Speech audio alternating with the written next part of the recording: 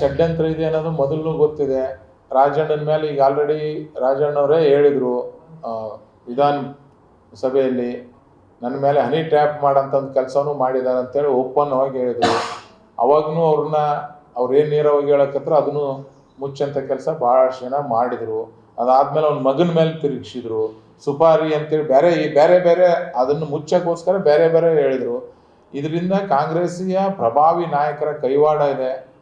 ಇದು ಸಿದ್ದರಾಮಯ್ಯವ್ರಿಗೂ ಟಾರ್ಗೆಟ್ ಆಗಿರಬೇಕು, ಈ ಕಡೆ ವಾಲ್ಮೀಕಿ ಸಮುದಾಯನೂ ಮುಗಿದಿರಬೇಕು ಅನ್ನೋ ನಿಟ್ಟಿನಲ್ಲಿ ಕೆಲವು ಪ್ರಭಾವಿ ರಾಜಕಾರಣಿಗಳು ರಾಜಣ್ಣನ ಟಾರ್ಗೆಟ್ ಮಾಡಿ ಮಾತಾಡಿದ್ದಾರೆ. ಮೊನ್ನೆ ನಾನು ನೋಡ್ತಿದ್ದೆ, ರಾಹುಲ್ ಗಾಂಧಿ ಅವರು ಬಂದಂಥ ಕಾರ್ಯಕ್ರಮದಲ್ಲಿ ರಾಜಣ್ಣವರು ವೇದಿಕೆ ಮೇಲೆ ಇದ್ದರು. ಹೊರಗೆ ಬಂದ ರಾಜಣ್ಣವ್ರು ಏನು ಹೇಳಿದ್ರು, ಅವಾಗ ನಾವೇ ಅಧಿಕಾರ ಆಗಿದ್ದೀವಿ, ನಾವು ಏನು ಮಾಡಿದ್ದೀವಿ ಅಂತ ಕೇಳಿದಾರೆ. ಸತ್ಯನೇ ಕೇಳಿದಾರೆ, ಅವ್ರೇನು ತಪ್ಪು ಕೇಳಲ್ಲ. ಸತ್ಯಕ್ಕೆ ಅಂದಮೇಲೆ ಅಂತ ತೆಗೆದು ಒಕ್ಕಡ್ತೀವಿ ಅಂದರೆ ಏನು ಹಿಟ್ಲರ್ ಆಡಳಿತಾನ? ನಮ್ಮ ವಿರುದ್ಧ ಯಾರು ಮಾತಾಡಬೇಡೋಣ ಒಂದು ಇದು ಸರಿಯಲ್ಲ.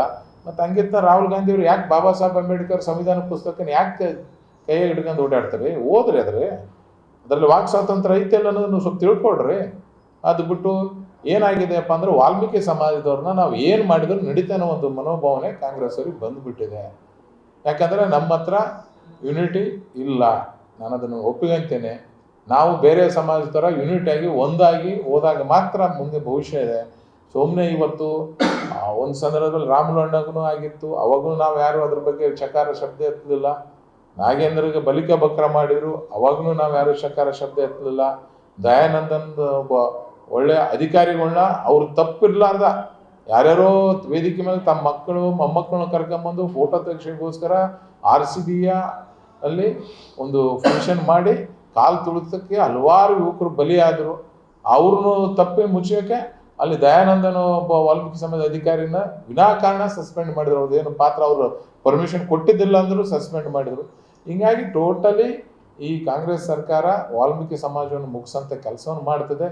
ಈಗಲೂ ಎಚ್ಚೆತ್ಕೊಳ್ಳಿಲ್ಲಪ್ಪ ಅಂತಂದರೆ ಬರೋ ದಿನಗಳಲ್ಲಿ ಭಾಳ ಕಷ್ಟ ಇದೆ. ದಯವಿಟ್ಟು ನಮ್ಮ ಗುರುಗಳ ಆದಿಯಾಗಿ ಎಲ್ಲರೂ ಹೊರಗೆ ಬಂದು ರಾಜಣ್ಣ ಪರ ನಿಂದಿರಬೇಕು. ರಾಜಣ್ಣನ ಪರ ನಿಂತು ಒಂದು ಕಾಂಗ್ರೆಸ್ ಪಕ್ಷಕ್ಕೆ ಸ್ಪಷ್ಟ ಸಂದೇಶನ ಕೊಡೋಂಥ ಕೆಲಸನ ಮಾಡ್ಬೇಕಂತೇಳಿ ನಾನು ಮನವಿ ಟಾರ್ಗೆಟ್ ಮಾಡಿ ರಮೇಶ್ ಅಣ್ಣನ್ನು ಮಂತ್ರಿಯಿಂದ ಇಳಿಸಿ ಅವ್ರಿಗೇನು ಟಾರ್ಚರ್ ಮಾಡಿದ್ರೆ ಅನ್ನೋದನ್ನು ಗೊತ್ತಿದೆ. ರಮೇಶ್ ಜಾರಕಿಹೊಳಿ ಅವರಿಗೂ ಮಂತ್ರಿಯಿಂದ ಇಳಿಸೋಂಥ ಕೆಲಸ ಮಾಡಿದರು.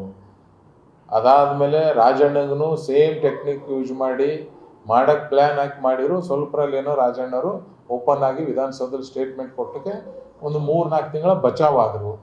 ಕಾಯ್ಕೊಂತ ಕುಂತಿದ್ರು ರಾಜಣ್ಣನ ಯಾವ ಥರ ಮುಗಿಸ್ಬೇಕು ಅನ್ನೋದು ಪ್ಲ್ಯಾನ್ ಹಾಕ್ಯಂಡು ಕುಂತಿದ್ರು. ಯಾಕಂದರೆ ರಾಜಣ್ಣ ಆ ಒಂದು ಏರಿಯಾದಲ್ಲಿ ಪ್ರಭಾವಿ ನಾಯಕ. ಅವ್ರು ಜನರಲಲ್ಲಿ ಗೆದ್ದವರು, ನಮ್ಮಂಗೆ ರಿಸರ್ವೇಷನಲ್ಲಿ ಗೆದ್ದಂಥವ್ರಲ್ಲ.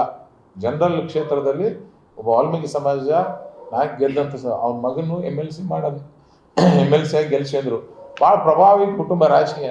ಅಲ್ಲಿ ಆ ರಾಜಣ್ಣನ ಮುಗಿಸ್ಬಿಟ್ರೆ ಆಯ್ತನೋ ಒಂದು ಪ್ಲ್ಯಾನಿಂದ ಮುಗಿಸಿದ್ರೆ ಏನೋ ಆ ಪ್ರಭಾವಿ ನಾಯಕರಿಗೆ ನಮ್ಮ ಕಮ್ಯುನಿಟಿ ಮೇಲೆ ಎಲ್ಲರೂ ವಾಲ್ಮೀಕಿ ಸಮಾಜದವ್ರು ಎಲ್ಲರೂ ಅವರಿಗೆ ರಮೇಶ್ ಜಾರಕಿಹೊಳಿ ಇರ್ತಾರೆ ಕಾಣ್ತಾರೇನೋ ಗೊತ್ತಾಗ್ತದೆ. ಮಹಾನಾಯಕರು ಯಾರ್ಯಾರು ಎದುರಾಗ್ತಾರೆ, ಮಹಾನಾಯಕರನ್ನ ಯಾರ್ಯಾರು ಎದುರು ಮಾಡ್ಕೊಂತಾರೆ ಅವರೆಲ್ಲರಿಗೆ ಗತಿ ಕಂಡೇ ಕಾಣಿಸ್ತಾರೆ. ಮಹಾನಾಯಕರು ಕೈವಾಡ ಅಲ್ಲ ರೀ, ಪಾತ್ರನೇ ಅವ್ರದ್ದು. ಅದು ಕೈವಾಡ ಅಲ್ಲ, 100% ಅವ್ರ ಪಾತ್ರನೇ ಇದೆ.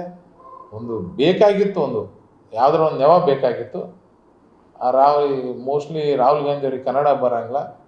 ಇವ್ರು ಸ್ಟೇಟ್ಮೆಂಟ್ ಕೊಟ್ಟರನ್ನ ತಿರುಚಿ ಏನೋ ಒಂದು ಹೇಳಿ ಅವ್ರ ರಾಜಣ್ಣ ಇಳಿಸೋಂಥ ಕೆಲಸವನ್ನು ಮಾಡಿದ್ದಾರೆ.